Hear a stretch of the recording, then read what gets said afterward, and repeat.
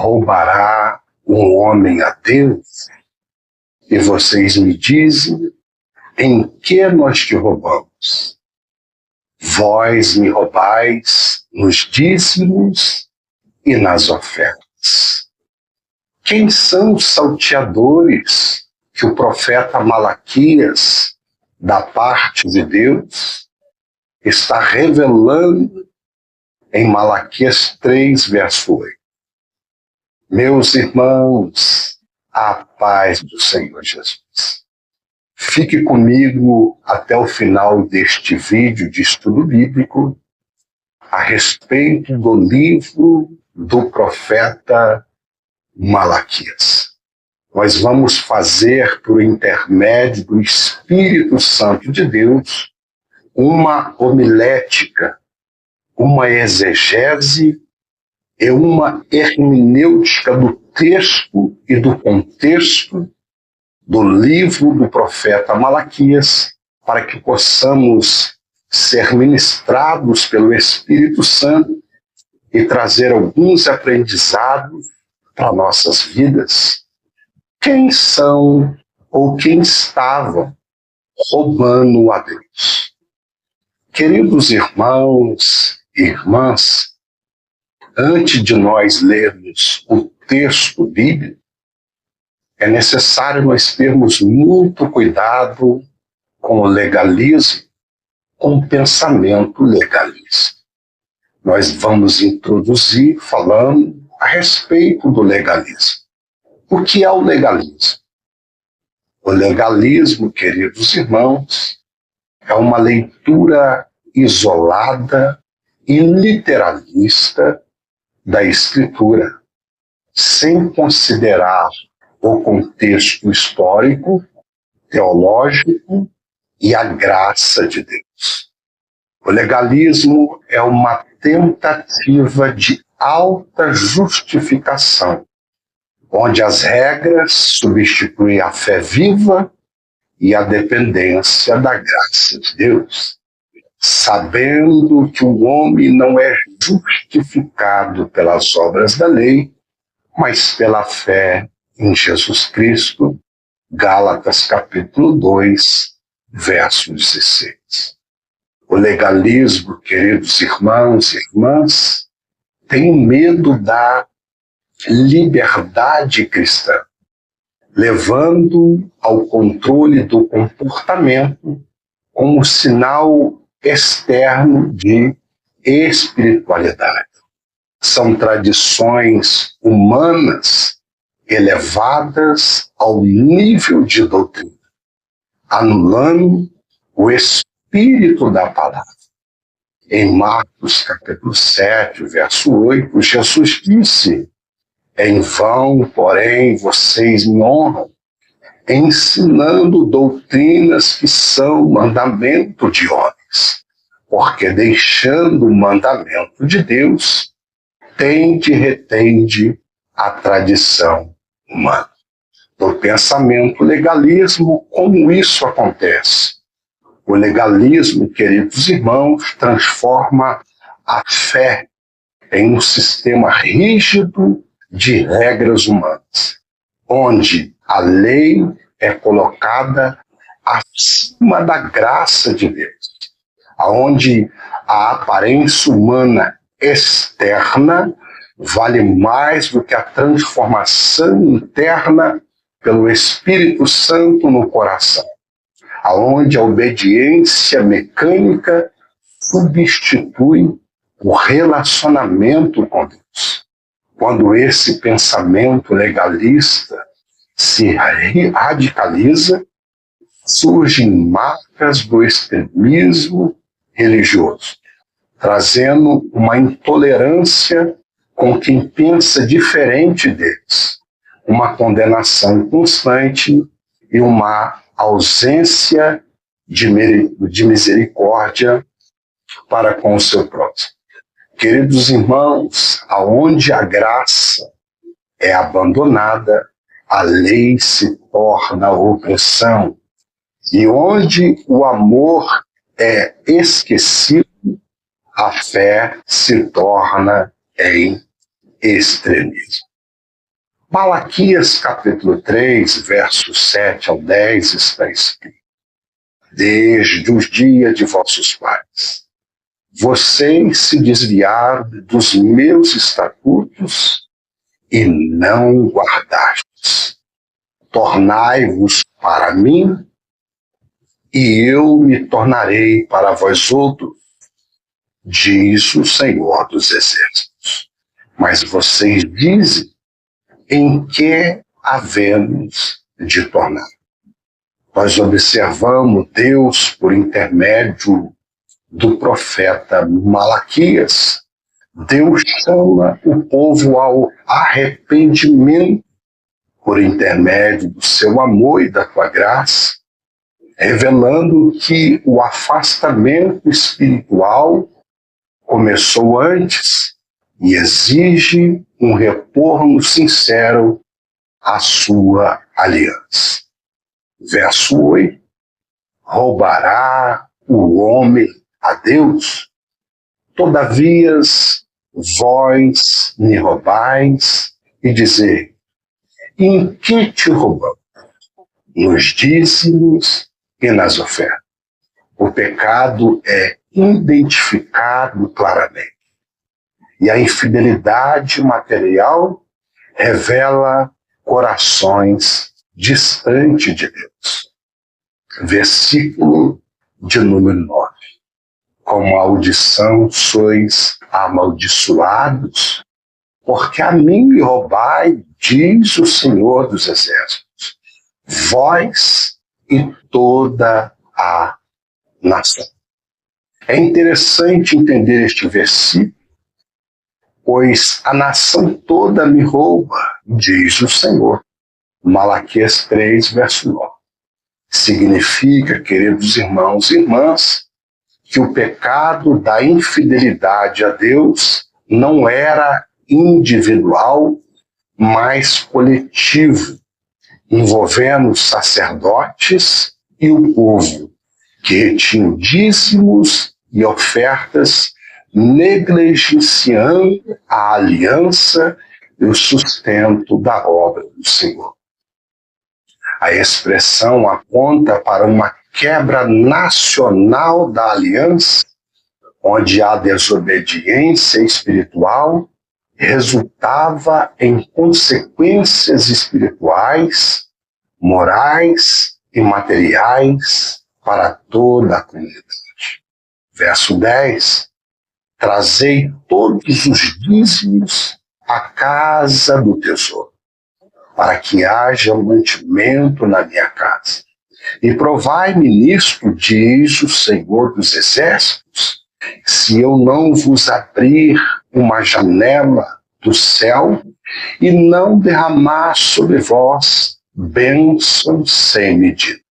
Neste versículo, queridos irmãos e irmãs, Deus apresenta a obediência como caminho da restauração, prometendo provisão e bênção abundante. Mas qual é a definição do dízimo? O significado da palavra dízimo. A palavra dízimo vem do hebraico, que significa ma'azé, a 10ª parte. É um princípio, separar 10% de tudo que se recebia e se consagrar ao Senhor. Quando começou esse princípio?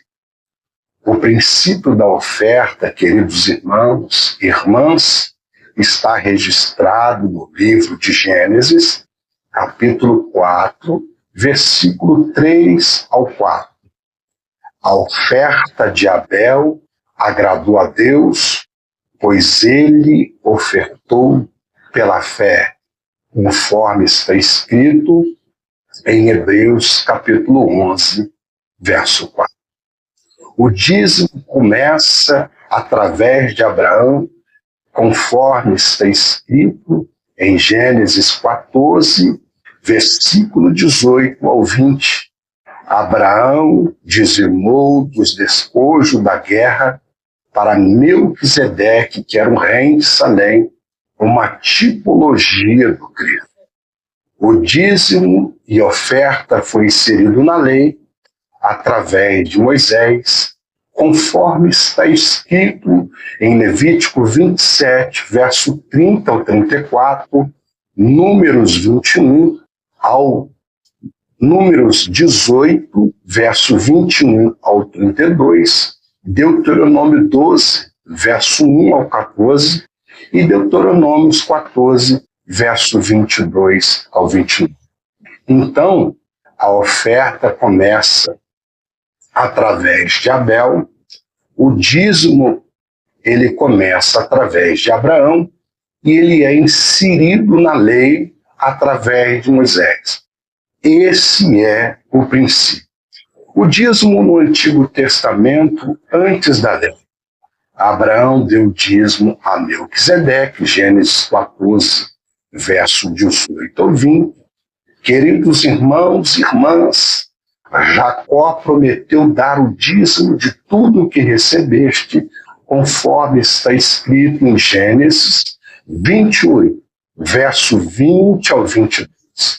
Na lei de Moisés, o dízimo sustentava os levitas e sacerdotes, conforme está escrito em Números 18, verso 1 ao 24.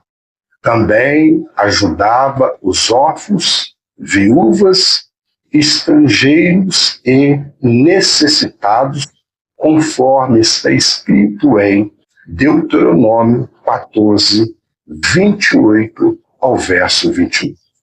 Jesus falou um detalhe sobre a oferta, que eu quero abrir um parênteses.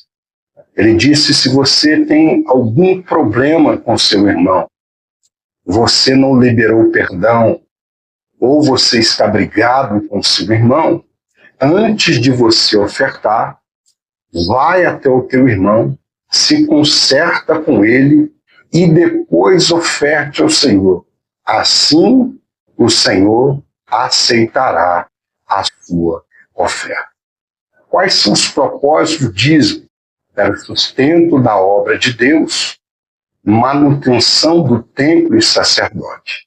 Na justiça social, apoio aos necessitados, no reconhecimento da soberania de Deus, um ato de fé, gratidão e generosidade. O dízimo, queridos irmãos e irmãs, é um princípio bíblico de fidelidade e gratidão, mas não é uma condição para a salvação. O dízimo e a oferta não implicam na salvação. A salvação vem somente pela fé em Jesus Cristo, por sua morte e ressurreição na cruz, por intermédio da graça de Deus. Efésios 2:8. Pela graça sois salvos por meio da fé. Isso não vem de vós, não vem das obras, para que ninguém se glorie, mas é um dom gratuito de Deus, um favor imerecido. O dízimo, queridos irmãos e irmãs, é o fruto de um coração transformado, que reconhece Deus como provedor e deseja contribuir para a sua obra e para a vida do próximo. Biblicamente, queridos irmãos, o dízimo no Antigo Testamento era a 10ª parte da produção, especialmente ligada à economia agrícola e pastoril de Israel. A Escritura afirma que o dízimo incluía produtos da terra, colheita, também todos os dízimos da terra, tanto dos grãos do campo como do fruto das árvores, são do Senhor. Levítico 27, verso 30.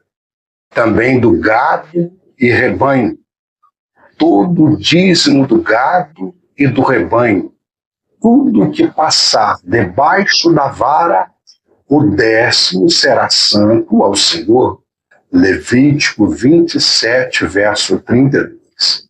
Mosto, vinho e azeite, eis que dei aos filhos de Levi todos os dízimos em Israel por herança, Números 18, verso 21, trazei todos os dízimos do trigo, do mosto e do azeite. Neemias 10, verso 37 a 39. O dízimo consistia na 10ª parte da colheita, do gado e rebanhos, do trigo, do vinho, do mosto e do azeite.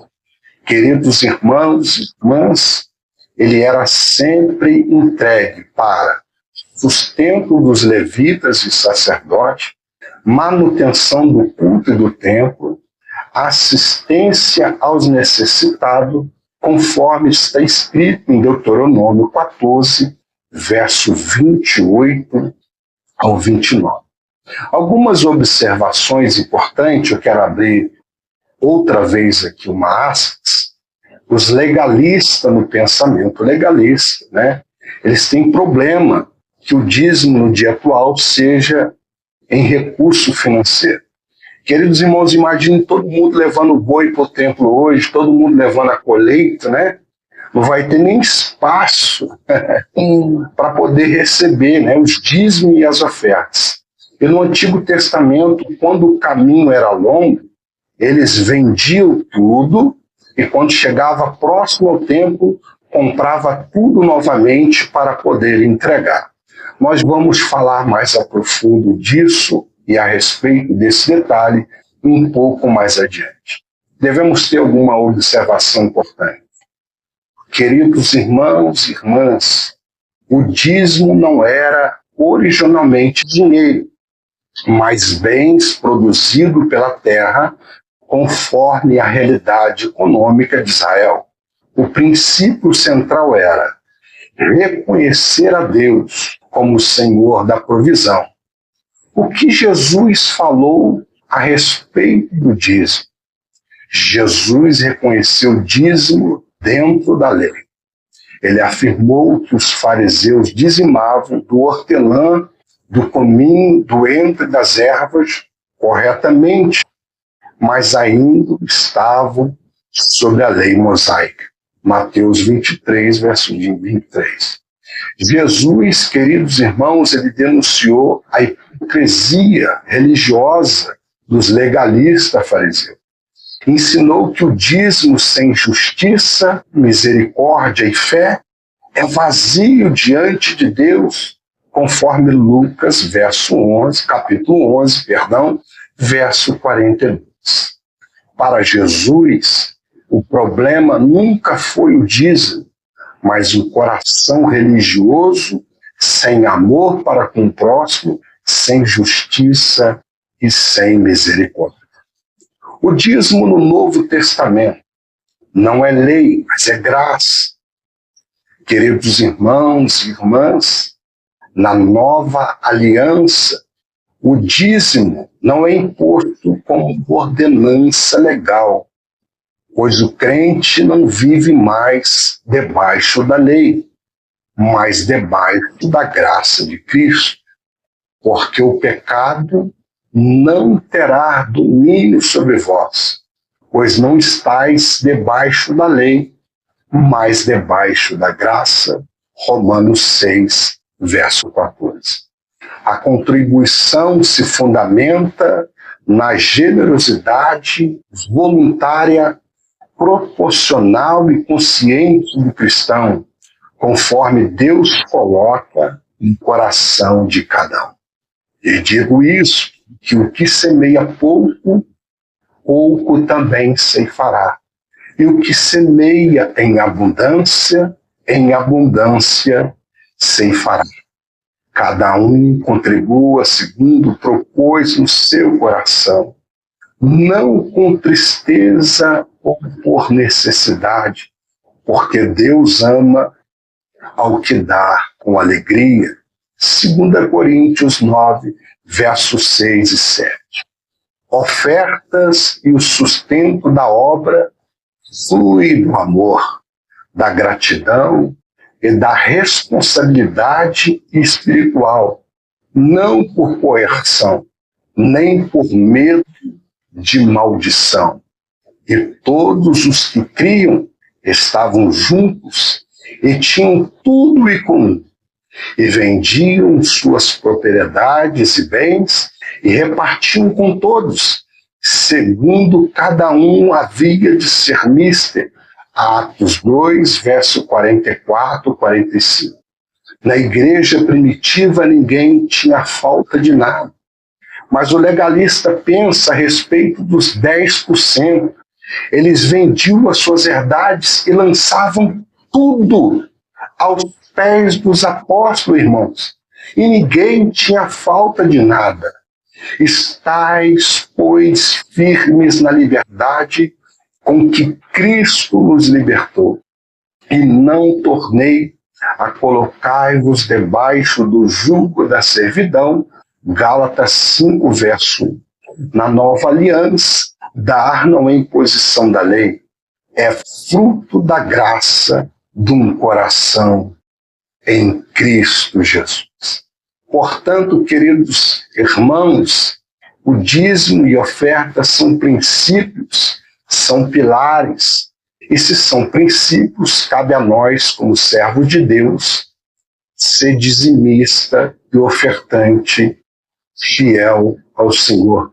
Claro que abrindo exceção àqueles que estão desempregados.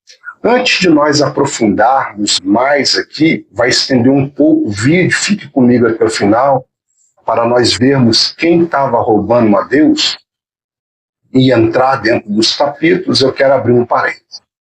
Na denominação local aqui, a qual eu congrego, e quando os irmãos se ajuntam, corpo de Cristo, onde Cristo é o cabeça, a igreja do Senhor Jesus, graças a Deus por sua graça e bondade, o meu pastor, todo mês, ele abençoa com cesta básica pessoas necessitadas e pessoas também que estão desempregadas dentro da congregação e fora dela. Fazemos pela graça de Deus e sua bondade, para a sua glória, trabalho com pessoas em situação de rua, com o evangelismo, pregando a palavra de Deus, e a equipe de evangelismo leva o alimento, cobertas, e levam aquilo que estão necessitados para a glória de Deus. Tem também um trabalho de internação com pessoas em dependência química.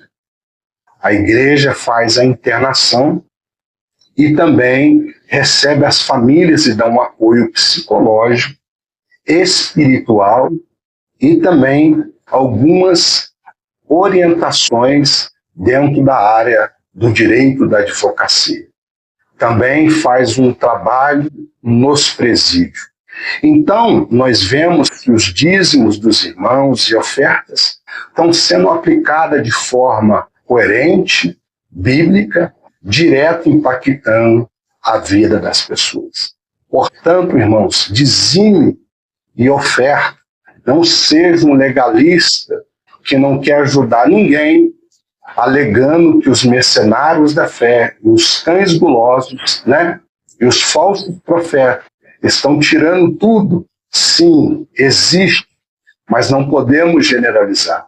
Existem homens e mulheres de Deus. O meu pastor é um homem de Deus, é a coordenadora, que é uma missionária, é uma mulher de Deus que faz esse trabalho supracitado.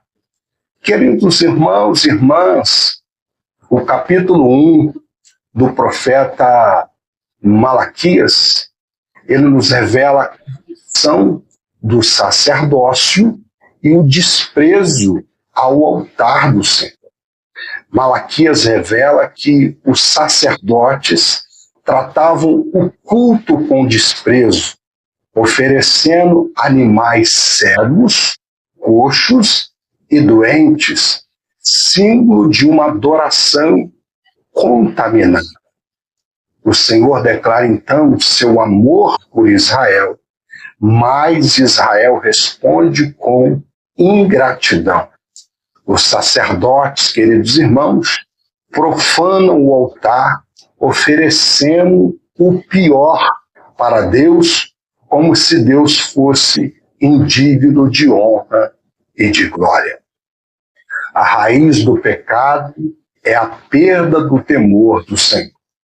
Deus, queridos irmãos e irmãs, exige o melhor, não o resto.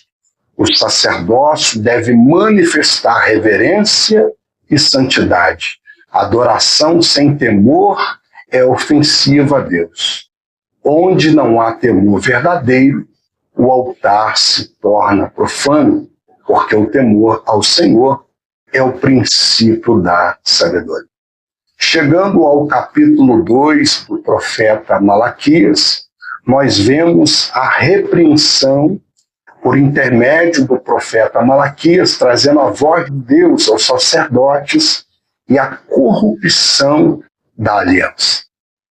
O Senhor, ele acusa a liderança dos sacerdotes de violarem a aliança de Levi e ensinarem falsamente e causarem tropeço para o povo. Deus, então, ameaça a retirar a bênção sacerdotal. Eles perderam o conhecimento e se desviaram da verdade. Também trata, queridos irmãos e irmãs, do problema do divórcio e da infidelidade espiritual. Os sacerdotes estavam traindo as suas esposas e se divorciando e casando com mulheres de outra etnia pagã, que adorava principado e potestade, como Baal, Zebu, Moloque, Sol Invictus e outros deuses pagãos, a qual o Senhor Deus acendeu a sua ira sobre isso.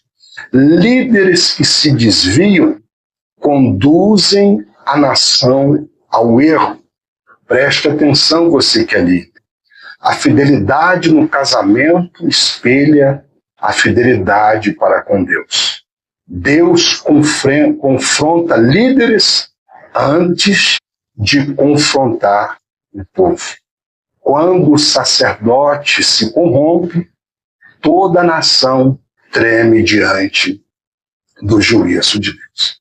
Chegamos, queridos irmãos, ao capítulo 3. Este vídeo está um pouco extensivo, mas precisamos, de forma bíblica, na sua perspectiva, aqui ter o aprendizado. Quem estava roubando a Deus no capítulo 3 de Malaquias, verso 8 em diante? Aqui nós vemos o mensageiro do Senhor, o juízo e o roubo no dízimo. Malaquias 3, verso 10. A pergunta que salta do texto é: quem estava roubando os dízimos e ofertas? Eram os sacerdotes? O profeta Malaquias os repreende? Sim, queridos irmãos. Os sacerdotes estavam envolvidos diretamente na corrupção, desprezando a oferta, aceitando sacrifícios indevidos e desviando funções sacerdotais, conforme Malaquias 1, verso 6, e Malaquias 2, verso 1 ao verso 9. E o povo também passou a reter os dízimos e ofertas por causa do mau exemplo sacerdotal. Portanto, queridos irmãos, a repreensão do profeta Malaquias atinge sacerdotes e o povo, mas a raiz da decadência começa pelos sacerdotes. Não é diferente, queridos irmãos, no dia de hoje. Por causa dos cães gulosos, por conta dos mercenários da fé, por conta dos falsos profetas, muitos irmãos e irmãs não querem mais ofertar e dizimar. E também não querem ajudar mais o próximo. Tudo o que aconteceu no livro do profeta Malaquias está acontecendo no dia de hoje. Cuidado com o pensamento legalista qual nós introduzimos. Seja um abençoador da obra de Deus, seja um ofertante, seja um dizimista. Quem administra essas coisas vai se apresentar e responder diante de Deus. Portanto, como cristão, faça a tua parte. Deus purificará os sacerdotes com o ouro e a prata. O povo estava roubando a Deus ao negar os dízimos e as ofertas. E isso está acontecendo no dia de hoje. Seguindo o mau exemplo sacerdotal. Malaquias 3,10, queridos irmãos e irmãs, é um chamado ao arrependimento e restauração. Arrependei-vos dos vossos pecados, se convertei-vos dos vossos maus caminhos, porque é chegado até vocês o reino do céu. Jesus é o único caminho, e a verdade e a vida. Cristo é a verdade absoluta de Deus Pai. As Escrituras Sagradas é a verdade absoluta. A adoração verdadeira exige entrega completa. Dízimos, queridos irmãos, não são impostos, mas reconhecimento da soberania divina. Deus abre janela de bênçãos para um coração obediente. Portanto, sejamos obedientes ao princípio bíblico. Quem retém o que é de Deus, perde a proteção do Deus que tudo provê. E para conclusão, queridos irmãos, capítulo 4, o dia do Senhor e a promessa do sol da justiça, apontando para a pessoa de Cristo, que Cristo viria, já veio há 2000 anos atrás, mas quando o profeta Malaquias profetizou, ele disse que Elias viria na sua virtude, falando que prepararia o caminho do Senhor, que é João Batista, e que Cristo, o sol da justiça, a verdade absoluta, o Deus Emanuel, Deus conosco, desceria do céu e se fazia carne, o verbo se faria carne, se faria homem, estaria no meio do teu povo e morreria pelos nossos pecados e ofensas, e no terceiro dia o Pai o ressuscitaria, e assim aconteceu, ele ressuscitou dos mortos, e quem nele crê e o confessa como Salvador tem a vida eterna. O último capítulo profético de Malaquias mostra o juízo final e a esperança para os que temem o nome do Senhor. Os ímpios serão como palha de fogo dente. Arrependei-vos. Os que temem o Senhor receberão cura e justiça em Cristo Jesus. Elias é representado na pessoa de João Batista, viria antes do grande dia do Senhor. E Jesus, breve, está voltando para buscar a tua igreja. O juízo é certo e inescapável. Vem a ira de Deus, o juízo de Deus. Cristo virá com milhares e milhares de anjos, e os mortos que morreram em Cristo ressuscitarão primeiro, e aquele que estiver vivo será arrebatado a encontrar com Cristo nos ares. Ele é o leão da tribo de Judá, o alfa e o ômega, o princípio e o fim, o que era, o rei dos reis e senhor dos senhores. Quem teme o Senhor encontra luz, quem o ignora encontrará juízo e fogo eterno. Meus irmãos, a paz do Senhor Jesus, vem aqui no canal, vou deixar o link aqui, assista também o vídeo sobre dízimo, que Deus te abençoe, ligue aqui o sininho, se inscreva neste canal e compartilhe, deixe o seu like, o seu comentário. Até o próximo vídeo, a paz do Senhor Jesus.